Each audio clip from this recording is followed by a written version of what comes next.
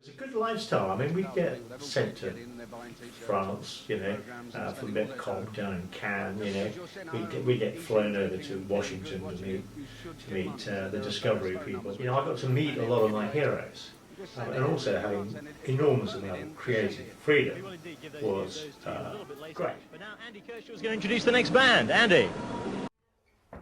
I mean, when you can't hear what's coming, and when you can't see very well what's coming, I mean, crossing the road becomes seriously dangerous.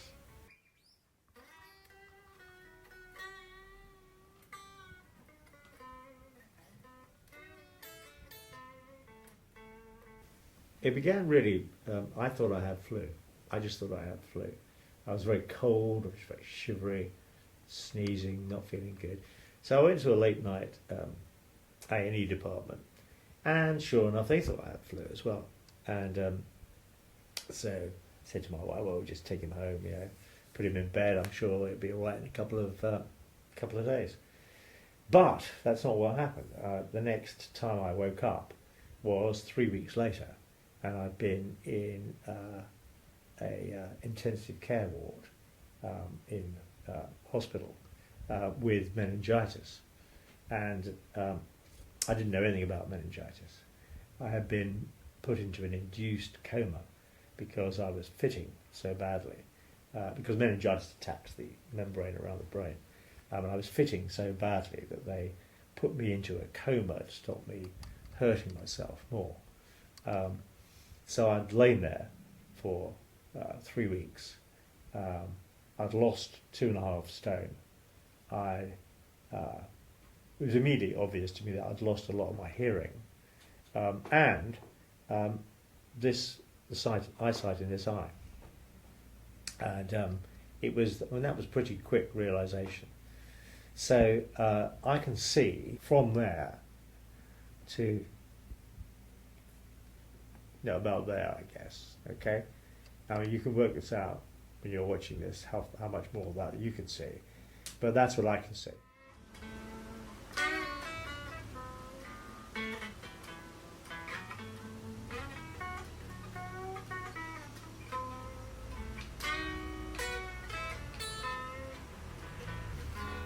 One of the first things that happened to me is that I realised, because of this perspective issue, is that I couldn't put toothpaste on a toothbrush. I just kept missing it, which is really stupid. Let's face it. It's not exactly a life-altering experience, this, but it's annoying. So anyway, through somebody who I met, the Association for the Blind came round and tried to talk me through this.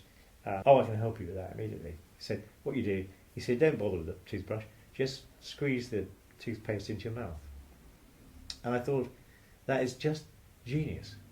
I don't know how long it would have taken me to work that out on my own. And yet this is somebody, this guy was actually blind, had been blind from birth. And you think, that is a stroke of absolute genius. I mean, thank God somebody told me that, because it was an immediate solution to my problem. In fact, I'm making light of this, because what this guy was there for, and what he helped me with, was the fact that coming from my career, where radio and television, where hearing and seeing were essential elements of what it is I did,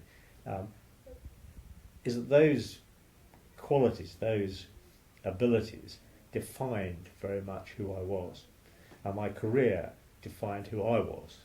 And so suddenly having those things taken away from you, apart from the inevitable physical difficulties, caused huge psychological difficulties too. I think the help I got, the actual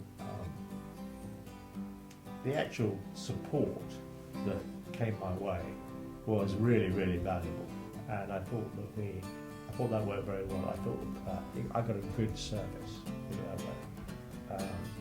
And I thought the NHS kicked in a major way. And I think that that was really good. And I will always be grateful for that.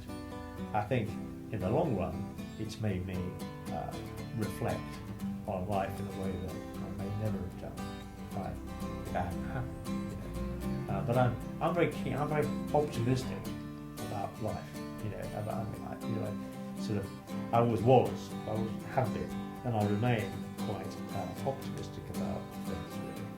Really, there's a joke about a missing dog, and the poster reads, you know, dog, you know, black Labrador, missing one eye, one ear, walks with a limp, answers to the name of Lucky, and that's pretty much how I feel.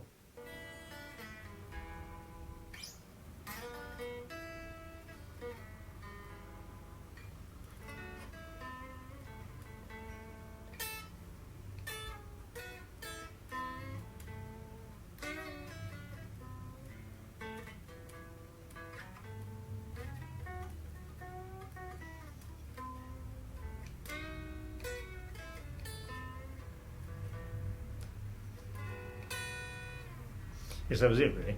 I had two ambitions, either to work at the BBC, become a programme maker, or play guitar for a living. And I did actually get the opportunity to do both, more or less in the same week, where somebody said, do you want to join this band? We're going to Europe for a tour. And I got a job offer at the BBC at the same time. So I actually had to say, no, I'm going to do the BBC. I would have been a rock guitar player. So frankly, you know, I probably saved the world as well as myself a lot of anguish really by doing that.